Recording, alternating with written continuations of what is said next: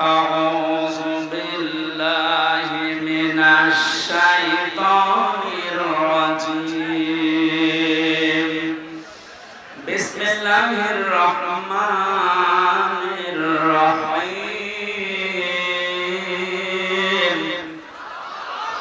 يا أيها الذين آمنوا اتقوا الله حق تقاته ولا تموتن إلا وأنتم مسلمون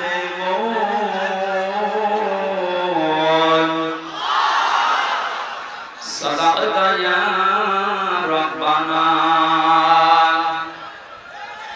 عن أنس رضي الله تعالى عنه قال قال النبي صلى الله عليه وسلم من مات لم يغزو ولم يحدث به نفسه مات على شعبة من النفاق إلى آخر الحديث رواه ابن ماجه وقال تعالى في شان حبيبي إن الله وملائكته يصلون على النبي يا أيها الذين آمنوا صلوا عليه وسلموا تسليما اللهم صل على محمد وآله وصحبه وبارك وسلم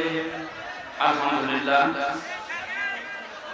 জেলখানায় আমি 3টা বছর মাওলানা মামুনুল হক আমার পাশে ছিল মাঝে মাঝে আমারে বলতো হামজা বাইরে থাকতে কি ভাবতা আমার ভেতরে এসে কি শুরু হইল আমরা কি মনে করতাম আমার বাস্তবতা আসলে কোথায় আমরা মারামারি করেছি টুপি নিয়ে কয় কবে টুপি মাথায় দেব আমি এই হাত বাঁধবো না হাত ছেড়ে দেবো মোনাজাত করবো না মোনাজাত হাত ছেড়ে দেবো এই নিয়ে গন্ডগোল করি আমরা আর এখন দেখছি ওরা কোথায় পৌঁছেছে ওরা সংখ্যায় বেশি না 20 জন কিন্তু আমরা 80 জন হওয়ার পরেও পালিয়ে পালিয়ে বেড়াই মার খায় জেলের ভেতরে শুধু আটক করে রাখে না সবচেয়ে বেশি কষ্ট দিয়েছে এই জালেমেরা আলেমদেরকে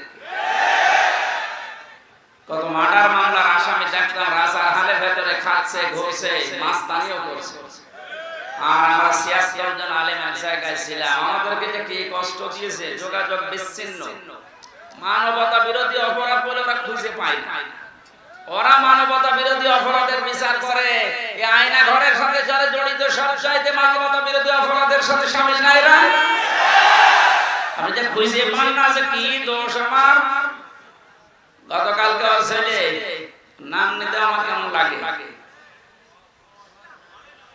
না স্ট্যাটাস দিয়েছে যে দেশের মানুষ আমার মাকে কুকুরের মতো তাড়িয়ে দিল বাঘের মতো তাড়াবে কুকুরের মতো তাড়িয়েছে কপাল ভালো আর 4:30 থেকে 5 মিনিট হলে কেল্লা বন্ধ হয়ে যাবে ওটা নিয়ে নন্দে দুধ দিয়ে ভাত খাওয়ার কথা বলতো না মাঝে মাঝে কয়েক জায়গায় আগুন লাগালে মনে হচ্ছে পড়ে যাব অত ভাত দুধ দিয়ে খাই না এবার আমি খা এই জন্য সেটাই করেছিলেন আমাদেরকে যা করেছেন সবচাইতে বড় মানবতা বিরোধী অপরাধ জেলখানার ভেতরে আলেমদের সাথে করা হয়েছে 7 দিন পর পর সরকারি মোবাইল দ্বারা টেলিফোন দিয়ে কথা বলতে দেয় বাড়িতে যোগাযোগ করে লোকদের সাথে অথচ আমাদের এই 76 জনকে একেবারে বিচ্ছিন্ন মোবাইল তো নেই 2 দিন 1 দিন পরে পরে এসে চেকের নামে উল্টা পাল্টা করে এমন কষ্ট দিত আর অধিকাংশ অমুসলিম মুসলমান হলে তো একটু মায়া দয়া পেতাম সুভাষ চন্দ্র বসু সুব্রত বালা আর বাকিগুলোর নাম আমাকে মনে নেই সেই কয়টা ডিউটিতে পড়তো অধিকাংশ অমুসলিম ও আলেম আর জালেম আলেমের সমস্যা ও তো আর হুজুর বোঝে না খেজুরও বোঝে না মনে করে সবই এক টাকা দিলে ভালো টাকা না দিলে আপনি কালো এই অবস্থায় যা অত্যাচার চালিয়েছিল সেজদায় পড়ে পড়ে আলেমরা যখন কাঁদতো, পানিগুলো জায়নামাজের এই জায়গাগুলো শুরু ভেসে না আল্লাহর আরশ পর্যন্ত কেঁপে গেছে। আমার মনে হচ্ছে শুধু ছাত্র জনতার মাধ্যমে আল্লাহ জালেমকে বিদায় করেনি, এই 5 তারিখের আগ পর্যন্ত আল্লাহ আবাবিল পাখির মতো এই পৃথিবীতে বাংলাদেশে এই জায়গায় আল্লাহ ফেরেশতাও পাঠিয়েছেন। 16 বছর কোন চেষ্টা করে না এদেশের মানুষ, এক ছিল নড়াতে পারে না জালেমকে। আল্লাহ পাক বলেন ইন্নামা নুমলি লাহুম লিয়াসদাদু ইসমা, ওদের পাপের বোঝা যখন পরিপূর্ণ হয়ে যায় ওয়ালাহুম আযাবুন মুহিন, তখন ওদেরকে অপমানজনক শাস্তি দিয়ে ঘিরে ফেলি। এই আয়াতটা যে কত বাস্তব এর প্রমাণ কালামানি নেয় বা সংসার তালিকা করেছিলেন আলেমদের 116 জনের, তার ভিতরে আমার নামও ছিল। আমার মনে হয় এখন আমরা যে অবস্থায় আছি আমরাও এখন এই সালেমদের তালিকা করব। বাংলাদেশের 560টার উপরে থানা আছে, প্রত্যেক থানায় জালেমদের তালিকা টাঙিয়ে টাঙিয়ে রাখা রাখবে, যেন কোনো জালেম কিয়ামতের আগে দেশে আসছে না। বিশেষ করে আপনাদের এখানে যিনি মানবতার বন্ধু নামে পরিচিত, কিসের বন্ধু? মানবতার শত্রু এটা। এগুলো সব মেকি। দরবেশের দাড়ি কি? মেকি দাড়ি। দাড়ি কেটে নম হয়ে গেছে দরবেশ। আর এত দাড়ি ছিল না। এটা সম্মানিত মানুষ, এলাকার কৃতি সন্তান, সরকারে একটা চাকরিজীবী।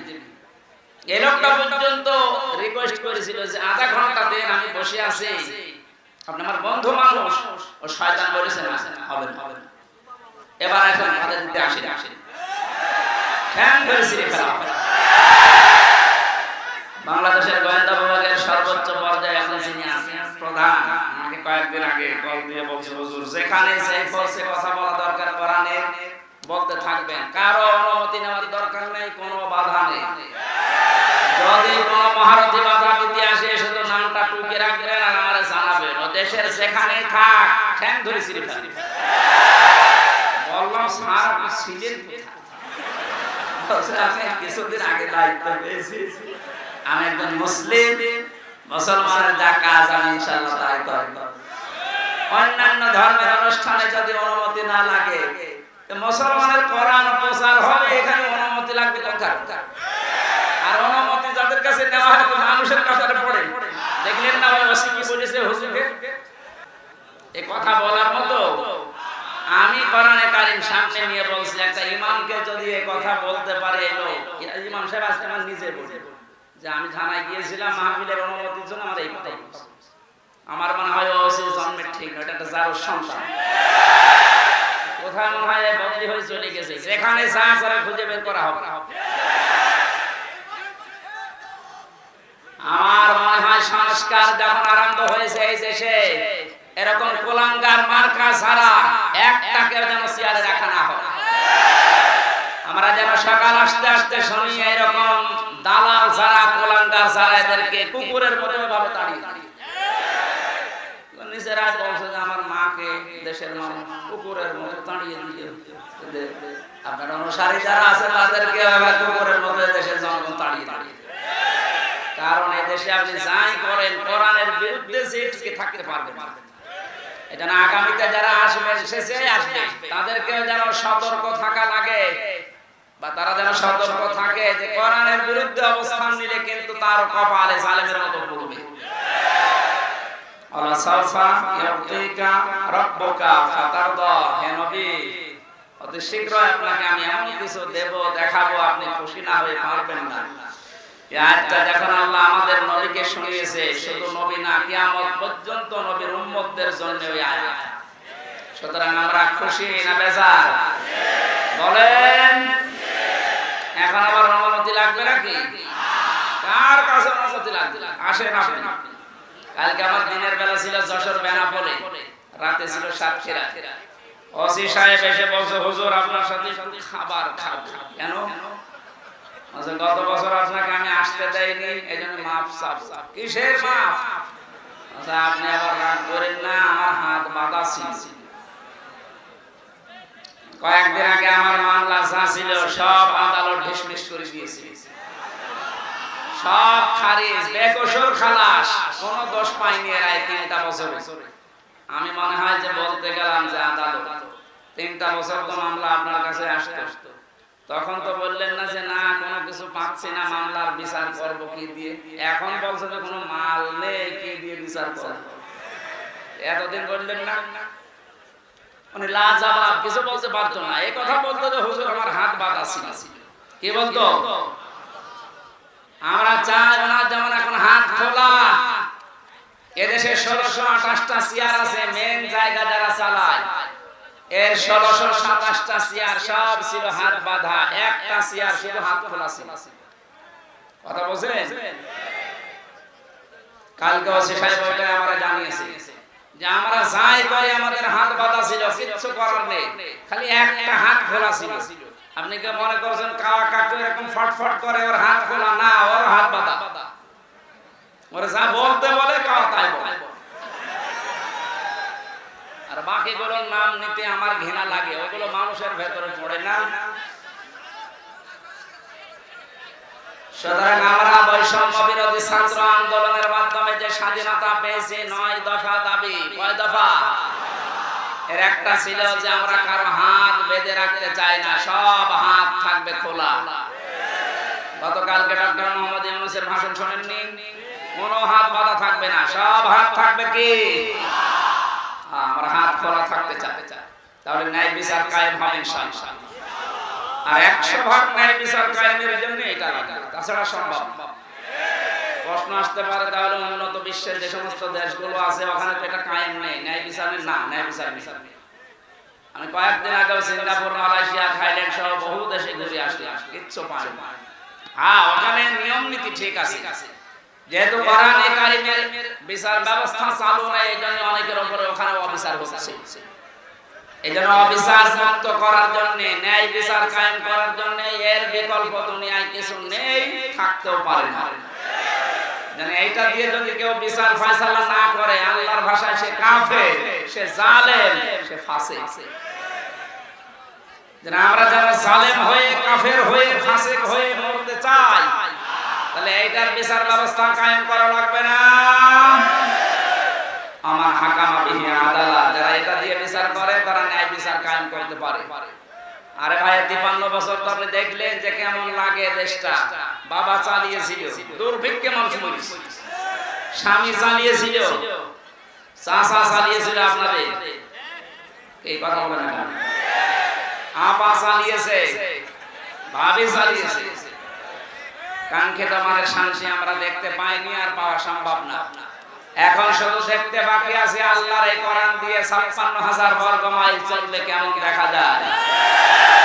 এরা দেখতে চান কারা? দেখি লিল্লাহি তাকবীর।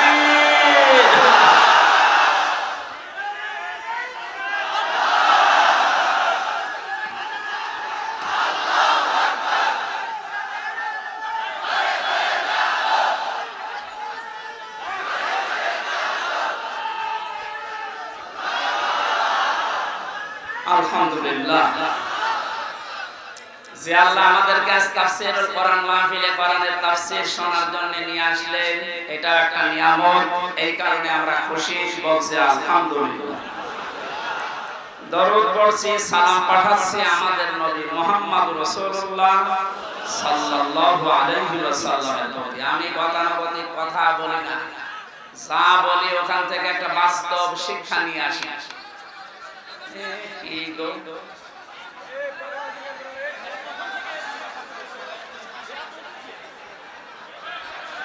মনে হয় রংপুর বিভাগের মানুষেরা না, এরা মনে হয় রাজশাহী বিভাগ। রংপুর বিভাগের মানুষ মফিজ, এরা নরম সরল, এরা সরল সোজা। এ কোন বিয়াদব এসেছে আছে, এ দেখেন ধরে জিজ্ঞাসা করে তো কোন জেলায় বাড়ি, ধরে ধরে ধরে ধরে সুবহানাল্লাহ আলহামদুলিল্লাহ লা ইলাহা ইল্লাল্লাহ আলহামদুলিল্লাহ লা ইলাহা ইল্লাল্লাহ সুবহানাল্লাহ আলহামদুলিল্লাহ লা ইলাহা ইল্লাল্লাহ মুহাম্মাদুর রাসূলুল্লাহ। আর কারো কথা আছে? এবার চুপ করো, আমরা কোরআনে প্রবেশ করছি। বিশ্ব নবীকে আল্লাহ পুরা কোরআন শরীফে 7টা নামে ডাক দিয়েছেন। এখানে আলেম নেই আছে? আলহামদুলিল্লাহ, ওরা আলেমদেরকে বলছে। এই 7টা নামের ভেতরে সর্বপ্রথম যে নাম ধরে ডাক দিয়েছেন নবীজিকে, এক নম্বরে বলেছেন ইয়াসিন। ইয়া হরফে নিদা, ইয়া মানে হে, সিন মানে সাজ্জাদ। তাফসীরে কাবীরে আল্লামা ফখরুদ্দীন রাজি রাহমাতুল্লাহ আলাইহি উনি 5টা অর্থ দিয়েছেন সিন। উনি বলেন সিন মানে সাজ্জাদুল আলামিন, সিন মানে সাজ্জাদুল বাশার, সিন মানে সাজ্জাদুল কাউনাইন, সিন মানে সাজ্জাদুল আম্বিয়া, সিন মানে সাজ্জাদুল মুরসালিন। এবার একটা একটা করে আমি ব্যাখ্যা বলছি। মুফাসসির বললেন সিন মানে সাজ্জাদুল আলামিন, শুধু আলম না, আল্লাহর ঘোষণা দেওয়ার নেতা এই দুনিয়ায় মাত্র একজন। পৃথিবীর মানুষেরা যারা মনে করেন আমি নামাজ পড়ি, রোজা রাখি, খাস পর্দা করি, আমি জান্নাত পেয়ে গেছি, না। আপনার যদি চরিত্র ঠিক করার জন্য এই পৃথিবীর ময়দানে যাকে আদর্শ মানা লাগবে, নেতা মানা লাগবে, ওই লোকটা যদি আপনি ঠিক করতে না পারেন, আপনি কোনোদিন জান্নাতে যেতে পারবেন না। এটা যদি শুধু দুনিয়ার বিষয় হতো, কসম খোদার আমি বলতাম না এটা সরাসরি সম্পর্কিত আল্লাহ আখিরাতের সাথে। এবার আপনি মিলাবেন, শুধুমাত্র আলম যদি আল্লাহ দিতেন, তাহলে পৃথিবীর 228টার উপরে এখন রাষ্ট্র আছে স্বাধীন পরাধীন মিলে। যে কোন রাষ্ট্রে আপনি বসবাস করে যদি বলতেন না আমি পৃথিবীতে থাকবো না, আমি চলে যাবো মঙ্গল গ্রহে, আমি চলে যাবো চাঁদের দেশে, তাহলে ওইটা তো আলাদা জগৎ। ওই জায়গায় গেলে যদি বিশ্ব নবীকে আপনি না মানতেন, আদর্শ হিসাবে, নেতা হিসাবে, সামনে রাখা হিসাবে, তাহলে আপনি জান্নাত পেয়ে যেতেন। যেহেতু আলামিন বহু পছন্দ হওয়ার কারণে আপনি যেখানে যান না কেন ওই জগতের একটা ছত্র মালিকানা কার? ওখানে যে আল্লাহর বিধিবিধান নাযিল হয় তার প্রমাণ সূরা তালাক, ইয়াতানাজ্জালুল আমরু বাইনাহুন্না ইলা আখির আয়াত। আল্লাহ পাক বলেন প্রতিটি জগতে আমি আল্লাহর বিধিবিধান নাযিল হচ্ছে সৃষ্টি দেখে। সুতরাং কেউ যদি মঙ্গল গ্রহে যে ঘর বাড়ি বানিয়ে বাস করতে চায়, সেখানে নামাজ রোজা যেমন করবে, বিশ্ব নবীকে আদর্শ মানতে হবে ঠিক এইরকম ফরজ। আল্লাহর ঘোষণা দেওয়ার নেতা একজন মাত্র, মুহাম্মাদুর রাসূলুল্লাহ। এবার আসেন আমি আখিরাতের কথা কেন বললাম। বিচার ব্যবস্থা আল্লাহ যখন আরম্ভ করবে, প্রথম ধাপে আল্লাহ মানুষকে ডাকবে একা একা, কেউ থাকবেন আপনার সাথে। অকুল্লুহুম আতিহি ইয়াউমাল কিয়ামাতি ফারদা। আল্লাহ পাক বলেন কিয়ামতে প্রতিটি মানুষকে আমার সামনে আমি দাঁড় করাবো, স্রেফ একা একা, কেউ থাকবে না। এবার আপনি নিজের সাথে মিলিয়ে দেখেন তো, আপনি স্রেফ একা দাঁড়িয়ে আছেন আল্লাহর সামনে, যা জীবন তৈরি করলেন এইটা নিয়ে আল্লাহর সামনে দাঁড়ানো সম্ভব? বলেন। আমি একা থাকলে আমার মাঝে মাঝে মনে হয় আল্লাহ তুমি যদি বলো হামজা 2024 সালের আগস্ট মাসের 31 তারিখ পর্যন্ত তোর মাফ করে দিলাম, যা তোর হিসাব দেওয়া লাগবে না। শুধুমাত্র সেপ্টেম্বরের 12 এই 12টা দিন হিসাব দিয়ে জান্নাতে চলে যা। আমার যা অবস্থা, এই 12 দিনের হিসাব জোগাড় করা এখন সম্ভব না। আপনারা পারবেন না? আপনারা পারবেন।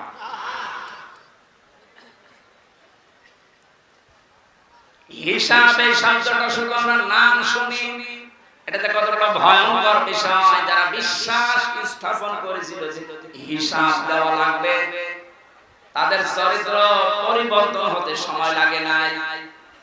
আর যাদের ভেতরে টেন্ডেন্সিটা আজও পয়দা হয়নি, ওই মানুষগুলো কাবা শরীফের পাশে যে মাসের পরে মাস থেকে আসে, তারপর চরিত্র বদলায়নি। এর প্রমাণ এই দলের বাবা। আমি সেই কয়বার খাবার গিয়েছি, সেই কয়বার দেখেছি ও খাবার পাশে ওই তাওহীদ টাওয়ারে থাকে। 14-15 লক্ষ টাকা খরচ সেখানে, আর আমরা থাকি 1.5 কিলোমিটার দূরে। এত কাছাকাছি থাকার পর ওর চরিত্র দেখেছে 36,000 কোটি টাকা, অথচ পদ্মা সেতু বানাতে লেগেছে 32,000 কোটি, তা তো মারিন কাটি। ও টাকাগুলো যদি পাচার না হতো আমার মনে হয় সেতু আর একটা বানানো যেত। কয়েকদিন আগে মালয়েশিয়া দেখলাম পেনাংয়ের পাশে 2টা সেতু পাশাপাশি, একটা 18 কিলো, একটা 9 কিলো। আমাদেরটাও হয়ে যেত।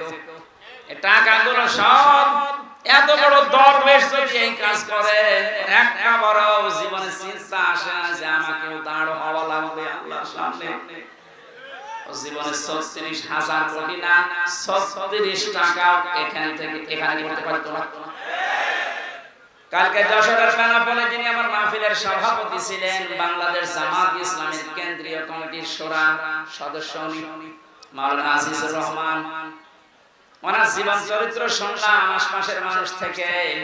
একটা সিম্পল মানুষ, চাকরি করে একটা, যেতে না পারে, চাকরির বেতন শেষে যা পায় ওখান থেকে ওই দিনের বেতনটা সরকারের খাতায় জমা দিয়ে দেয়। আপনি আল্লাহর ওলি খুঁজে পান না। আপনি দরবেশ দেখেছেন এত বড় বড় দাড়ি, ওটা আল্লাহর ওলি মনে করতেন। আর আল্লাহর ওলি তো এইগুলো দেখেন, সেই কয়দিন উনি ক্লাস করতে পারে নাই, সেই কয়দিনের টাকাও নেয়নি, সরকারকে দিয়ে দিয়েছে। আরে সরকারের টাকা, বেসরকারের টাকা সব আত্মসাৎ করে বিদেশে মাটিয়েছে। মসজিদের ইমাম যদি বলে আমি ঘুষ খাই না, পরে ঘুষ দেবে কে? অসিত যদি বলে, এসএস যদি বলে আমি ঘুষ খাই না, ওটা আল্লাহর ওলি। কথা বলে না কেন? যেই লোকটা অনেক কিছু করার সম্ভাবনা ছিল তার জীবনে, সব কিছু ছেড়ে দিয়েছে, এত পরিচ্ছন্ন জীবন যাপন করছে, এই মানুষটাকে যদি আপনি দাঁড় করাতে পারেন, সংসদের একটা চেয়ারে এরকম 151 জন বসিয়ে দিতে পারেন, এই দেশটা পৃথিবীর ভেতরে রোল মডেল হয়ে যাবে। এতদিন চোরগুলো বসিয়ে আন্দাজে ধোয়া তুলতো যে এ বিশ্বে আমরা রোল মডেল। কিসের রোল মডেল? চোরে। কিসের? ডক্টর মোহাম্মদ ইউনূস গত পরশুদিন জানিয়েছে যত টাকা পাচার হয়েছে প্রায় 4 ভাগের 3 ভাগ সব নিয়ে আসার ব্যবস্থা হচ্ছে, বাকিটা চলে আসবে ইনশাআল্লাহ। আমার মনে হয় টাকাগুলো যদি আসতে না পারে, যাদের বউ ছেলে মেয়ে স্ত্রী পুত্র এদেশে আছে ওদেরকে রাষ্ট্রের কাজে লাগান, কোনো ছাড় নেই। যে বেতন পায় ওই বেতন দিয়ে তো সংসার চলার কথা না, অথচ বেনজিরের আমার হাসান আলাউদ্দিন সেরাক।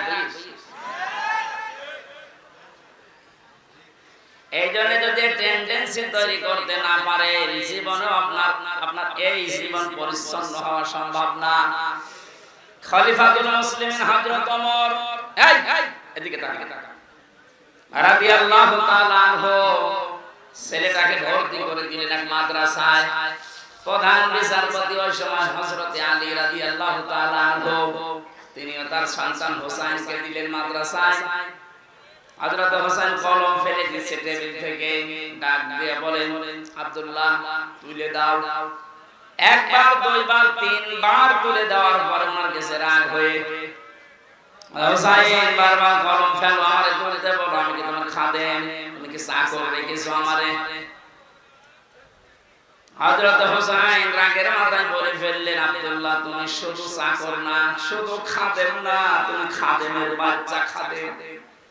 ওই সময় প্রেসিডেন্টের ছেলে বাড়িতে গিয়ে বলছে আব্বা আমি আর মাদ্রাসা যাব না। কেন? হোসেন আমাকে গালি দিয়েছে আমি নাকি খাদেমের বাচ্চা খাদেম, অথচ তুমি তো দেশের প্রেসিডেন্ট। তুমি যদি এর বিচার না করো মাদ্রাসায় আমি করব না। ঠিক আছে আজকে না সোমবার দিন বিচার হবে। অনেক খতবা দিচ্ছিলেন, বায়ান বন্ধ করে বললেন হোসেন আসো, এদিকে আসো, তুমি আমার ছেলেকে গালি দিয়েছো। কেন দিলে? হযরত হোসেন ডাক দিয়ে বলে খলিফাতুল মুসলিমিন আমিরুল মুমিনিন, আপনার সম্মান আছে, আমি সম্মান দিয়ে বলছি, আমি নিচে থেকে বলেন তো আপনি কি আমার নানার খাদেম ছিলেন না?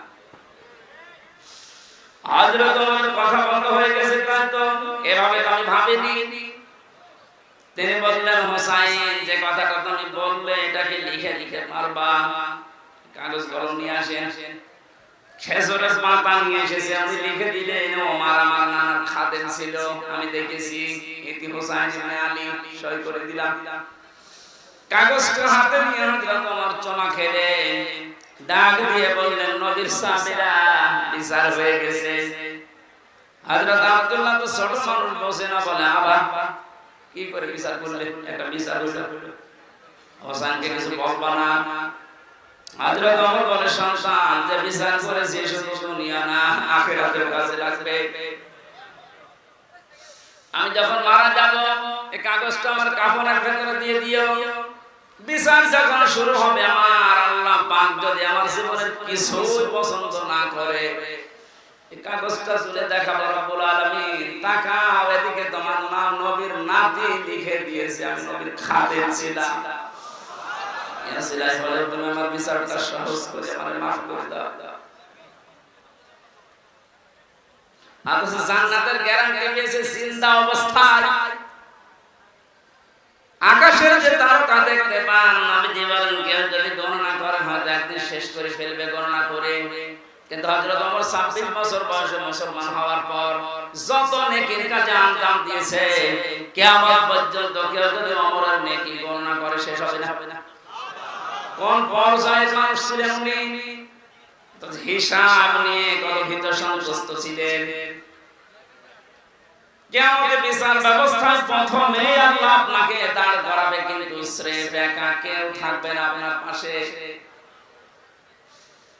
দ্বিতীয় স্টেজে আল্লাহ এবার আপনাকে একা ডাকবে না। এইটা বোঝানোর জন্য আমি বলছিলাম, ভালো করে খেয়াল করেন। ইয়াউমা নাদউ কুল্লা উনাসিন বিইমামিহিম, সূরা বানী ইসরাঈলের 72 নম্বর আয়াতের প্রথম অংশে আছে।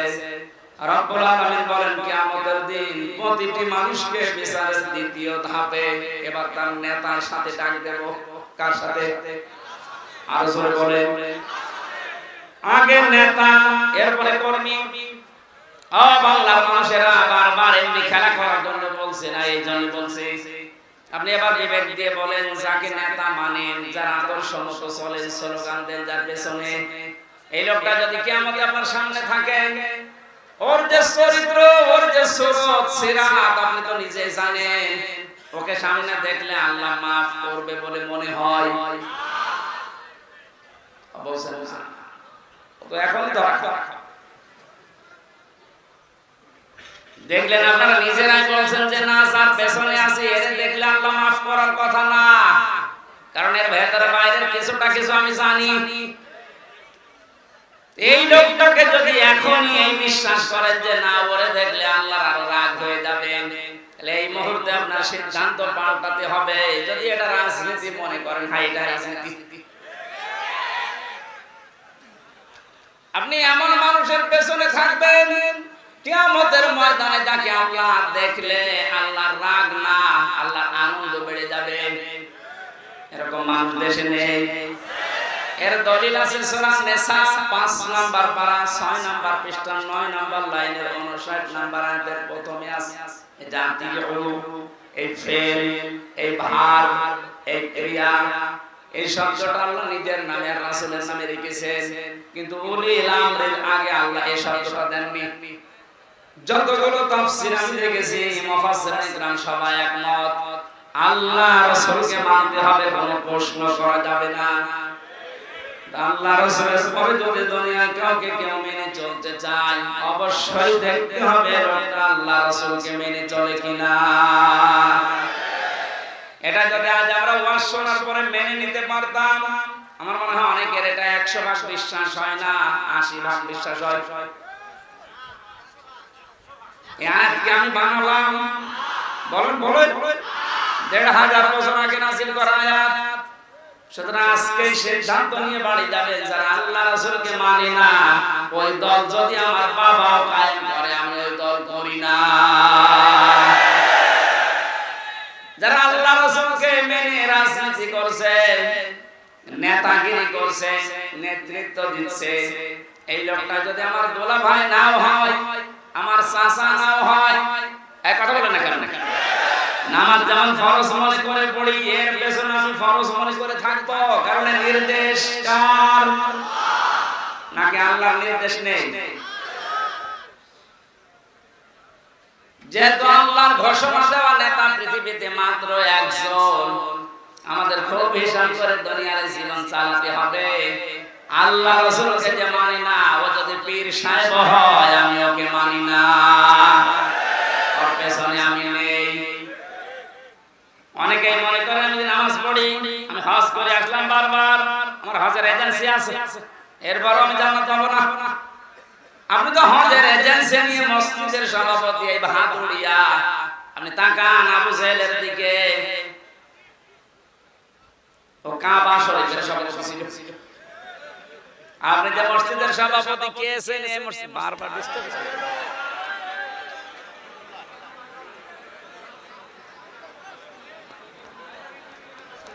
এমনিতে মাইক ভালো না, এরপরেও আবার যদি এইভাবে ডিস্টার্ব করে। বুঝলাম, কিন্তু মাইক তো ভালো না। মাইক আমার গলা টানছে, আমার গলা ভেঙে যাচ্ছে। এটা ঠিক হয়নি ভাই, এত বড় আয়োজন আপনি মাইক দিয়েছেন কেন? আপনার পাওয়ার নেই। কোন জায়গায় ভাদড়িয়ার মাইক না?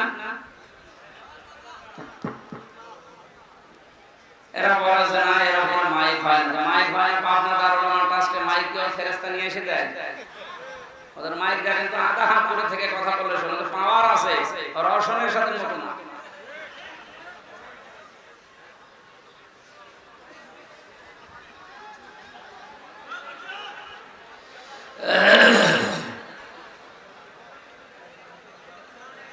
দিনাজপুর পাশে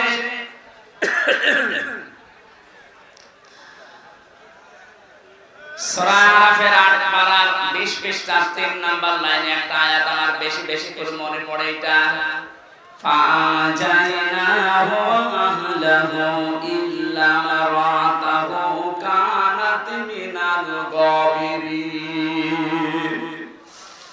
আমি যত তাফসীর বিশ্ববিদ্যালয়ে বসে বসে প্রায় ৪২টার উপরে আমি একটা একটা করে দাঁড় করিয়েছিলাম, দেখি কি প্রত্যেকটার কি সবগুলো মুফাসসির আয়াতের ব্যাপার এক কথায় লিখেছে।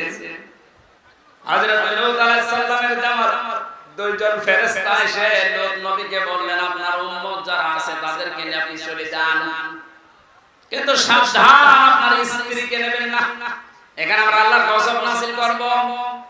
প্রশ্ন আসতে পারে, লূত নবীর স্ত্রীর চরিত্র খারাপ ছিল?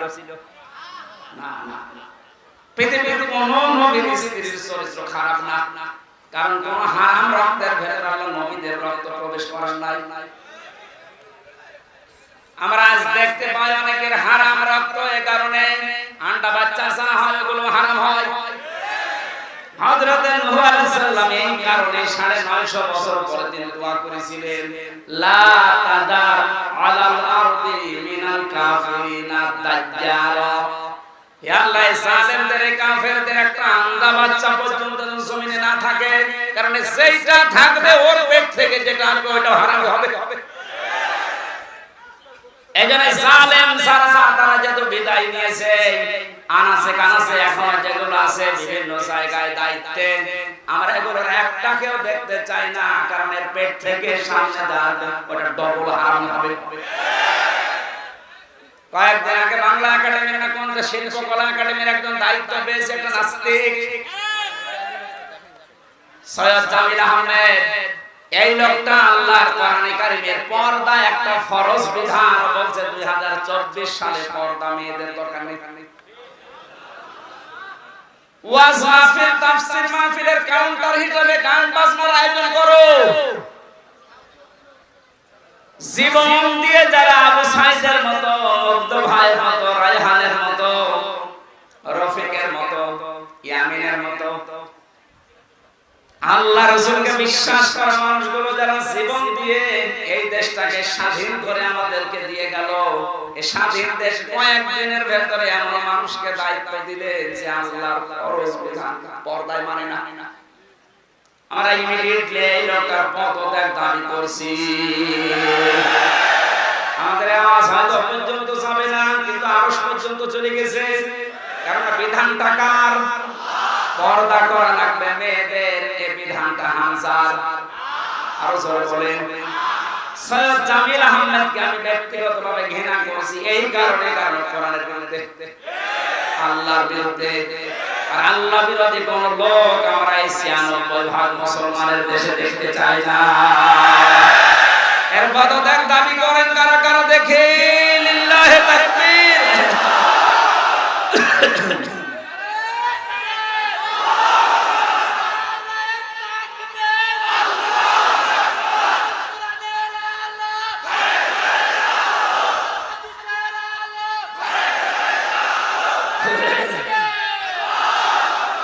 এই শয়তানকে যদি এখন ছাড় দেওয়া হয়, এও কালামানিকের মতো হবে, এর মুরগি চোরের মতো হবে।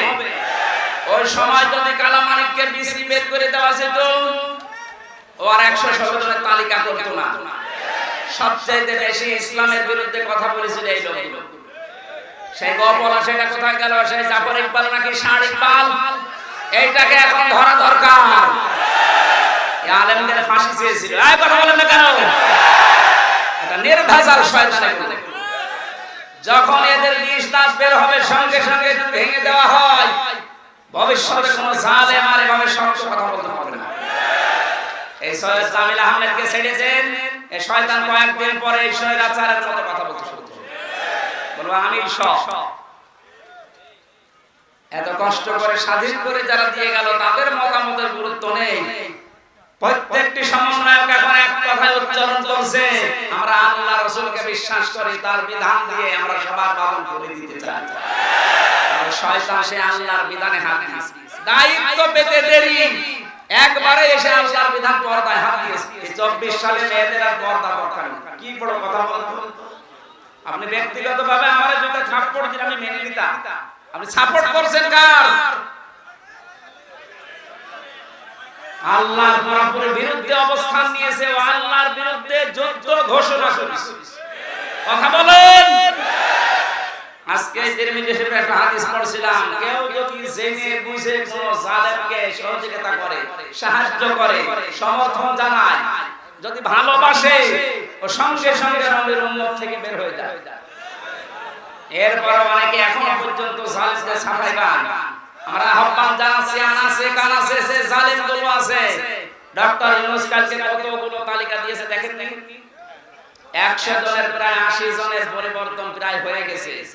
বাকি ২০ জন যারা আছে, এগুলো আমরা আর চাই না, কারণ এগুলো এই হত্যার সাথে সবগুলো দায়ী। ওর একা জীবন সাহস হলো না। এই শয়তানগুলোকে নিয়ে যা করেছে, পৃথিবীর ইতিহাস পাল্টিয়ে ফেলেছে। বাইরে যাদের ঈমান নেই, যারা অন্য ধর্মের, তারা পর্যন্ত রিপোর্ট পেশ করছে যে ১২০০ কতজন গণহত্যার শিকার। এখন পর্যন্ত অনেকে জালেমের সাফাই গিয়ে সাহস দিতে চাচ্ছে। আপা, আপনি ঘাবড়াবেন না, আপনি ঘাবড়ালে আমরা নরম হয়ে যায়। ওরে পিটিয়ে নরম বানানো দরকার। ইয়ামের ভাইকে পুলিশের গাড়ি থেকে, ওখান থেকে এখনো জীবিত ছিল, নড়াচড়া করছিল, ওখান থেকে ফেলে দিয়ে পা লেগেছিল গাড়ির চাকার সাথে। মনে হচ্ছে কুকুরের বাচ্চা টেনে নিয়ে যাচ্ছে। এরপরও আপনার মানুষ ঠিক কিছু হয় মনে করে। আয়না ঘরের ভেতর থেকে যারা বের হয়ে তাদের করুণ কাহিনী শোনালো, আপনি কি মনে করছেন মিথ্যা কথা? আমি নিজে তো ছিলাম, আমি দেখেছি। মাটির নিচে যে ঘর থাকা যায়, আজান হয় কখন, আজানও শুনতে শুনত না।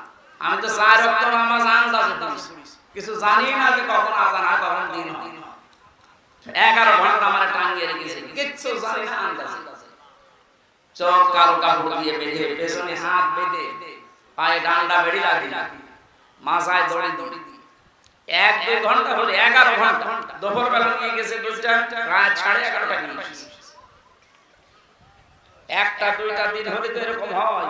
রিমান্ডে যতদিন রেখেছে এরকম কষ্ট হচ্ছে। আমার আসার সময় বলেছে বাইরে যে যদি কিছু বলেন এখানে যা দেখে গেলেন আপনারা কিন্তু ফেলে দেবে, এই জন্য কিছু বলতে পারতাম না। এখন যে ফেলে দেবে সেই বিশেষ করে আমার এই কাউন্টার টেররিজমের আসাদুজ্জামান, এই গোপালী,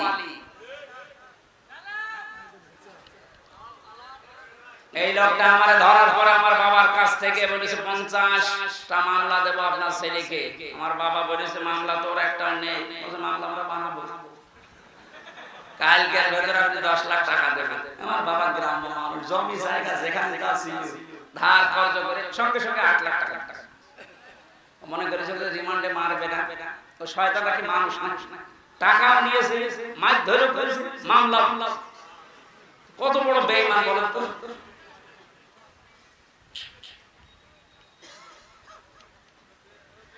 জালেমের পক্ষে যারা ছাপায় গান, আপনি আর মানুষ নেই, আপনি আল্লাহর মামলার আসামি।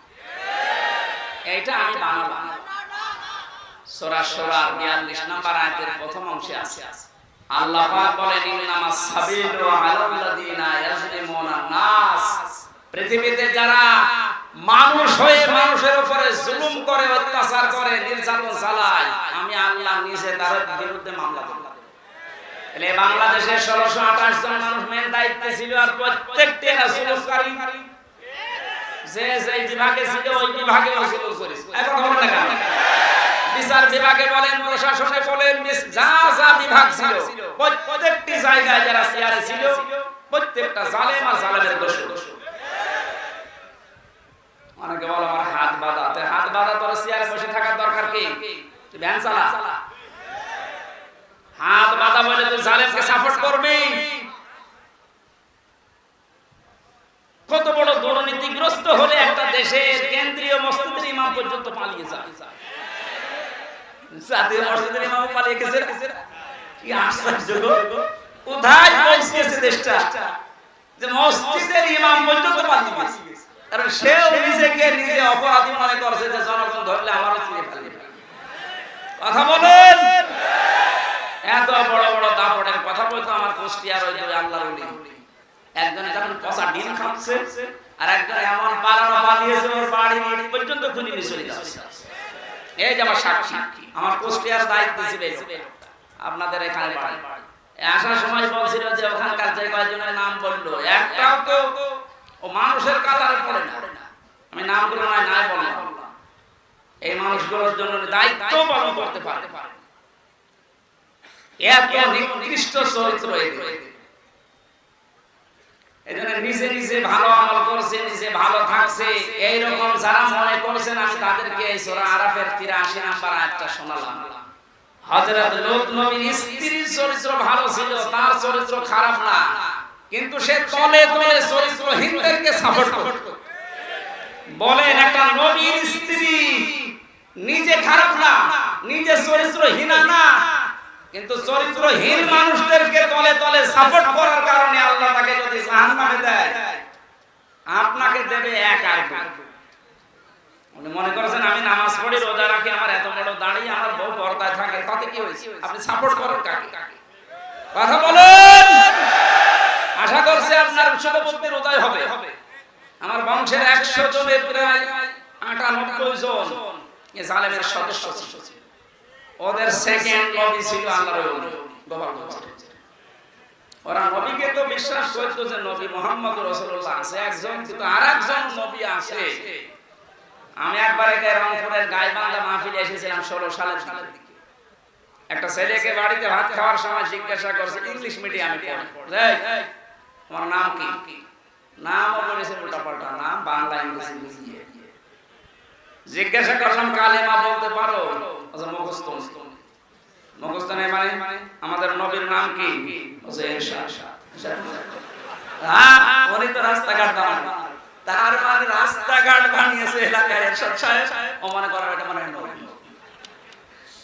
তে আমার বংশের লোকের চরিত্র এরকম ছিল। নবী একজন আছে মুহাম্মদ রাসূলুল্লাহ, কিন্তু ওরা সেকেন্ড নবী হিসাবে মনে করতে এইরকম শক্ত গোড়া।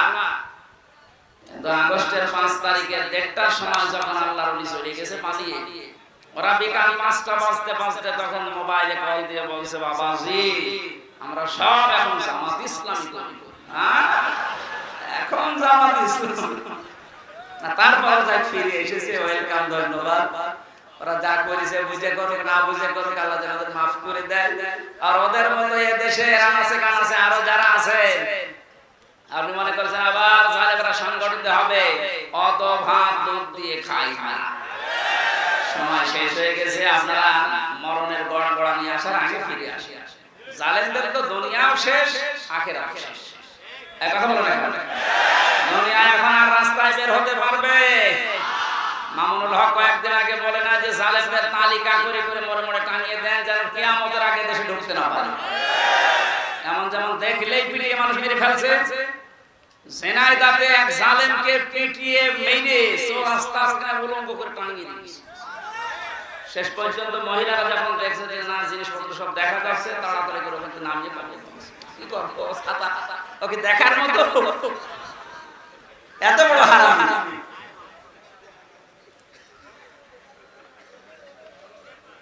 জালেমদের কোনো দুনিয়ার জীবন নেই আর, কারণ এখন আর ওই সময় নেই। ওয়ালা ইয়াজিদুজ জালিমিনা ইল্লা খাসারা। দিন যত যাবে জালেমদের শুধু ক্ষতি বৃদ্ধি হতে থাকবে। এই ঘোষণাকার বলেন।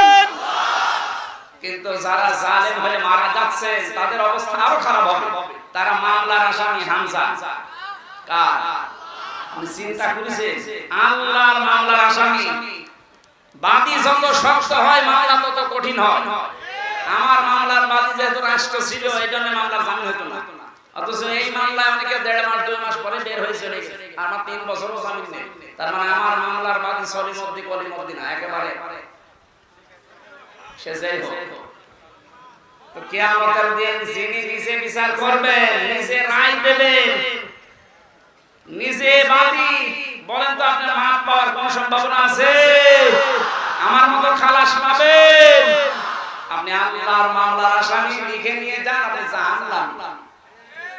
এই জন্য আপনার চরিত্র ভালো, কিন্তু এমন মানুষকে সাপোর্ট করেন তার চরিত্র ভালো না, আপনি ওর জন্য আপনার কপাল পড়বে। আল্লাহ আমাদেরকে শুধু ইয়াসিন সূরা পড়লে 10 খতম কোরআন শরীফের সওয়াব হয়। এর ভিতরে 83টা শিক্ষা আছে। এগুলো আমাদের প্র্যাকটিক্যাল লাইফে থাকা লাগবে। কথা বলেন ঠিক কি না? আল্লাহ আমাদেরকে ইয়াসিন থেকে যে শিক্ষাগুলো দিতে চান, এটা আমাদের বাস্তব জীবনে প্রতিপালন করার তৌফিক দিন, আমিন।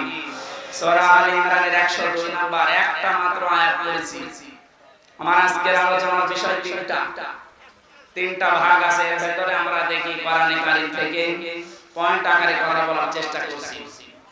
কষ্ট হয়ে যাচ্ছে? কষ্ট হচ্ছে আমার, মানে মাইকের জন্য গলা ব্যথা করছে আর ভিতরে ঘেমে যাচ্ছে।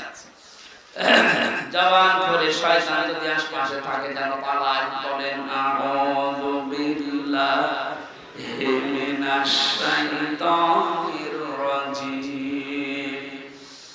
বিসমিল্লাহির রহমানির রহিম।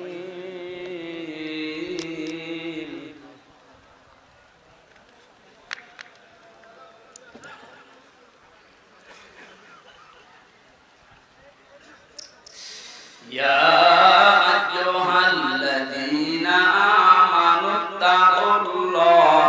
হাক্কা তুকাতিহি ওয়া লা তামুতুন্না ইল্লা ওয়া আনতুম মুসলিমুন। সূরা আলে ইমরানের নামকরণ, ঐতিহাসিক প্রেক্ষাপট এবং কিছু শিক্ষা এখানে আছে। আপনারা তাফসীরে ইবনে কাসির দেখলে এগুলো পাবেন। আমরা মূলটায় যাচ্ছি। আল্লাহ প্রথমে এখানে ডাক দিয়েছেন শুধুমাত্র ঈমানদারকে। কাদেরকে? আমরা কি ঈমানদার না বেঈমান? এখন আপনার ঈমান আছে কিনা এটা পরিমাপ করবেন কি দিয়ে? দাড়ি পাল্লায় তুলে দেন নাকি? আল্লাহর নবী থার্মোমিটার দিয়েছেন। এদিকে তাকান, খুব গুরুত্বপূর্ণ বিষয় ভাই।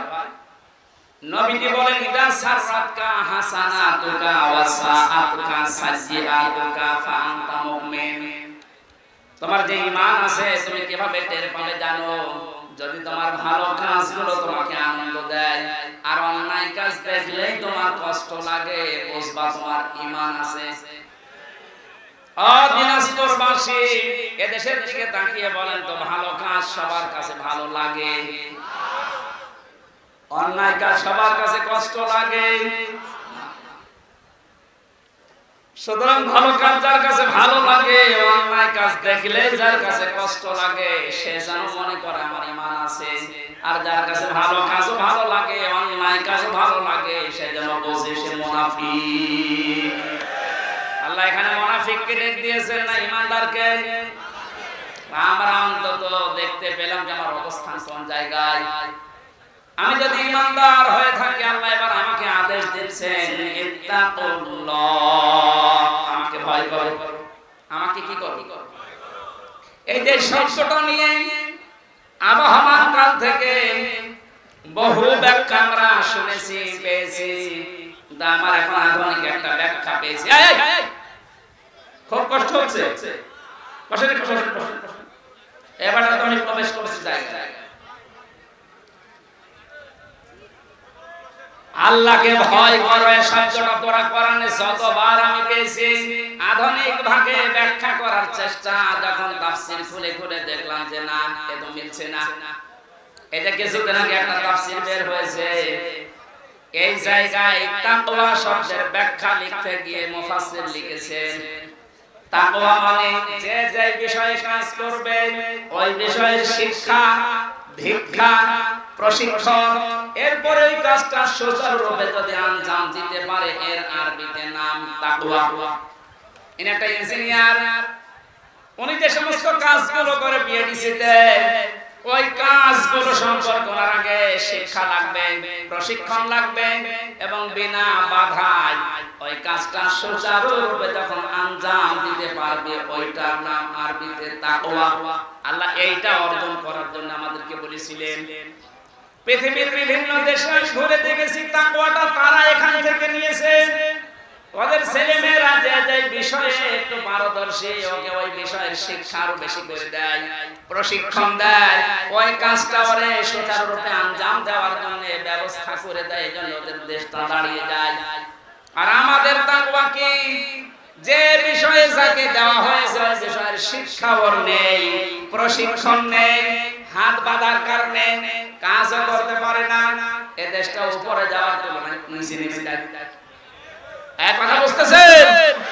সুতরাং তাকওয়া অর্জন করার জন্য শিক্ষা দরকার, প্রশিক্ষণ দরকার, এবং বিনা বাধায় সুচারুরূপে কাজটা আঞ্জাম দেওয়ার পরিবেশ দরকার। আমি যতটুকু বুঝলাম, দেখলাম, আপনি আর অন্য মাইন্ডে নেবেন না, একেবারে নিরপেক্ষ দৃষ্টিতে কোরআন আমি হাতে নিয়ে বলছি। বাংলাদেশ জামাত ইসলামী আর ইসলামী ছাত্র শিবিরকে এই কাজটা করার জন্য চেষ্টা চালাচ্ছে। আপনি খোঁজ নিয়ে দেখেন, এদের যে যে বিভাগে লোক আছে, আপনি দেখেন ওই বিষয়ের শিক্ষা তার পরিপূর্ণ এবং প্রশিক্ষণ পরিপূর্ণ। কারণ ওদের সপ্তাহে দাঁড়িয়ে আছে, ওদের মাসে মাসে মিটিং আছে, 15 দিনে মিটিং আছে, সপ্তাহে মিটিং আছে, এগুলো শিখায়। আপনি যে বিষয়ে যাবেন, বিচার ব্যবস্থায় যাবেন যান, শিক্ষা ব্যবস্থায় যাবেন যান, চিকিৎসা বিভাগে যাবেন যান, প্রত্যেকটা দিকের বিভাগে আমরা দেখতে পেয়েছি এরা আগে শিক্ষা দেয়, প্রশিক্ষণ দেয়, এরপরে বিনা বাধায় কাজ করার জন্য যে সমস্ত সিঁড়ি দরকার, কাঁটাযুক্ত পথ, তারপর পাড়ি দেওয়ার জন্য প্রশিক্ষণ দেয়। এই জন্যই তো এই মানুষগুলো দাঁড়িয়ে যাচ্ছে। গত কয়েকদিন আগে অধ্যাপক আনিসুর রহমান, একটা নাস্তিক, এই লোকটা ঘোষণা দিয়েছে 5টা বছর যদি জামাত আর শিবিরের হাতে দেশটা দেওয়া যায়, এদের যে অ্যাক্টিভিটিস, এদের যে কাজকর্ম, যে ইখলাস যা আছে এদের ভেতরে, এদের যে প্রশিক্ষণ, এদের যে ধৈর্য, এরা 5 বছরে দুর্নীতি মুক্ত করতে 100% সাকসেস হবে। এটা আমার নিজের কথা, একটা নাস্তিকের কথা। আমি যখন বিশ্ববিদ্যালয়ে ছিলাম, একটা নাস্তিক, এই লোকটা আল্লাহ বিশ্বাস করে না। আমাদের যেহেতু নামাজ পড়াতাম জমার দিন, আমার কাছে এসে বলছে, হুজুর আমার মেয়ে পড়ে মাস্টার্সে, প্রাইভেট পড়াবো, একটা শিবিরের ছেলে দেন তো। আপনি একটা নাস্তিক, আল্লাহ মানেন না, রাসূল মানেন না, অথচ আজকে নামাজে এসেছেন সপ্তাহে একদিন লোক দেখানোর জন্য, আর আপনার মেয়ে পড়াবেন, সে তো বেপরদা মেয়ে, তারে পড়াতে আপনি চাচ্ছেন শিবিরে ছেলে, কেন কত সোনার ছেলে আছে দেখতে পান না? একটা নাস্তিক আমার বলছে, হুজুর দেখেন, সোনার ছেলেদের সম্পর্কে আমি জানি, আমার মেয়েকে যদি তাদের কাছে পড়তে দেয় ওরা মেয়ে সব খেয়ে ফেলবে, কিন্তু শিবিরের ছেলের কাছে দিতে চাচ্ছে এই কারণে অন্তত এদের কাছে দিলে আমার এই বিশ্বাস আছে যে আমার মেয়েটা এরা পালাবে না।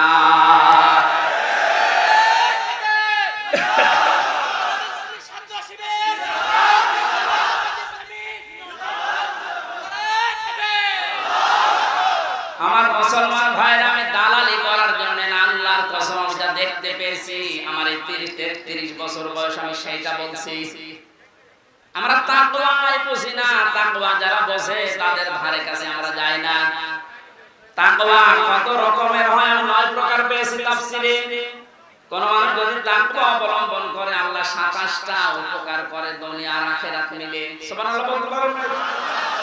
এটা তাফসীরে ফি জিলালিল কোরআনে এই তাকওয়ার ব্যাখ্যায় সরাসরি একটা একটা করে পয়েন্ট আকারে আছে। যদি পারেন যারা জ্ঞান অন্বেষণ করার জন্য একটু চেষ্টা চালান তারা দেখে নেবেন সূরা আলে ইমরানের 102 নম্বর আয়াতের তাকওয়া শব্দের ব্যাখ্যাটা।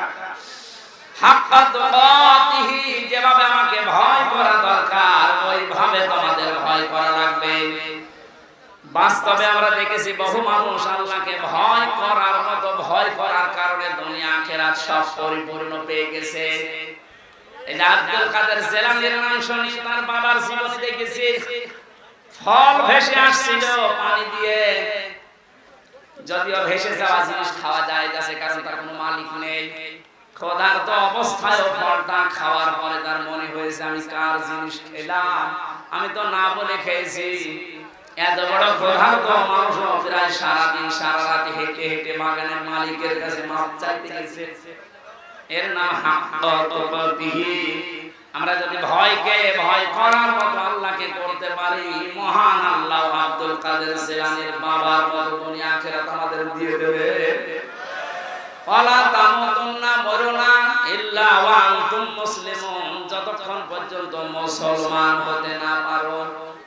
এই যে আজকে যারা মুসলমান হয়েছে আল্লাহ এই কথাই কোরআনে জানিয়েছে তোমরা মরবা না, ইহুদি হয়ে মরবা না, খ্রিস্টান হয়ে মরবা না, হিন্দু হয়ে মরবা না, বৌদ্ধ হয়ে মরবা না, মরতে হলে মুসলমান হয়ে মরো। মুসলিম শব্দটা এসেছে ইসলাম থেকে, সেলমন বা সালমন থেকে। এর শাব্দিক অর্থ শান্তি, আর রাহাত মানে সুখ। আল্লাহ পাক বলেন কেউ যদি দুনিয়াতে ইসলাম মানতে চায়, আমি ইসলাম পাঠিয়েছি দুনিয়ায় 2 প্রকারের। ইসলাম কয় প্রকার? হ্যাঁ, ইসলাম কয় প্রকার? না না না, বোঝার পরে বলবেন। ইসলাম কয় প্রকার? একটা আছে প্রাকৃতিক ইসলাম আর একটা শারীরিক ইসলাম। প্রাকৃতিক যে ইসলামটা এটা আমার আল্লাহ যেদিন বানিয়েছে ওই দিন থেকে কিয়ামত পর্যন্ত একই ভাবে চলবে। এই যে সূর্য যেখানে ওঠে যেখানে ডোবে এটা আল্লাহ বানিয়েছে। এই যে আম গাছে কোনোদিন আম ছাড়া পেঁপে ধরে না, এটা কিয়ামত পর্যন্ত এইভাবে থাকবে। প্রাকৃতিক ইসলাম তৈরি করে দেওয়ার দায়িত্ব কার? কিন্তু শরীয়ত ইসলাম যেটা এই যে কাগজে আছে, কোরআনে আছে, হাদিসের পাতায় আছে, এই কাগজের ইসলামকে জমিনে যতদিন পর্যন্ত আপনি কায়েম করতে না পারবেন, চেষ্টাও যদি না করেন, মান মাতা যে ব্যক্তি মরে গেল অলাম ইয়াকজু, সে চেষ্টা করে নাই, যুদ্ধ করে নাই, গাজওয়ায় শামিল হয় নাই, অলাম ইউহাদ্দিস বিহি নাফসাহু, তার মনের ভেতরে কামনা বাসনা আসে না যে ইসলাম কায়েম হোক, মাতা আলা শাবাতিন মিনান নিফাক, আল্লাহর নবী বলেন সে যেন মারা যাওয়ার সময় মুনাফিক হয়ে মরে যায়। বলেন নাউজুবিল্লাহ। প্রাকৃতিক ইসলাম যেহেতু আল্লাহ নিজে কায়েম করে দিয়েছেন, কাগজ ইসলাম তো আল্লাহ কায়েম করে দেয় নাই, দিচ্ছে না, দেব না। এটা কায়েম করার দায়িত্ব ফেরেশতাদের। কাদের? আপনি এইটা না করে মরে গেলে মুসলমান হয়ে মরতে পারবেন না, মুনাফিক হয়ে মরবেন। এরপরে এখন রাজনীতি মনে হয়। এই যে যতদিন পর্যন্ত কাগজের ইসলাম জমিনে কায়েম না হবে ততদিন আমাদের বিশ্রাম নেই। আর জোরে যেভাবে হোক এটা আমাদের কায়েম করাই লাগবে। কায়েম যদি হয়ে যায় ফাহাল্লা হালালাহু ওয়া হারামা হারামাহু, এর হালাল হালালকে হালাল মানতে পারবো, হারামকে হারাম জেনে ছেড়ে দিতে পারবো। আদখালাহুল্লাহুল জান্নাহ, আল্লাহর নবী বলেন তুমি যেন মনে করো আল্লাহ তোমার জান্নাতে দিয়ে দিয়েছে। সুতরাং কোরআন কায়েম হলে এটা মিনি জান্নাত হয়ে যাবে। ওই পরিবেশটা আল্লাহ আমাদের চর্ম চোখে দেখার তৌফিক দেন, বলেন আমিন। পারিবারিক জীবন সম্পর্কে যে সমস্ত লেখাগুলো আমার ছিল এগুলো কারাগার থেকে বই আকারে বের করেছি। মেয়েদের জীবনের উপরে ওদের উপরে কথা বলা দরকার ছিল, ওই ওখান থেকে নিয়ে যাবেন, একটা কাজে লাগবে। ওই যে ডানে গাড়ি আছে, মাজলুম এক সাইদের কথা বলছি, এখানে পাওয়া যাচ্ছে পিরোজপুর আদালত থেকে, জন আদালত থেকে এটা ছাপানো হয়েছে। দেশবাসীর প্রতি আল্লামা সাইদের খোলা চিঠি ছিল, ওনার নাতির উপরে একটা চিঠি ছিল আর দেশবাসীর উপরে। এই বইগুলো কারা নিয়ে এসেছে এখান থেকে নিয়ে যাবেন।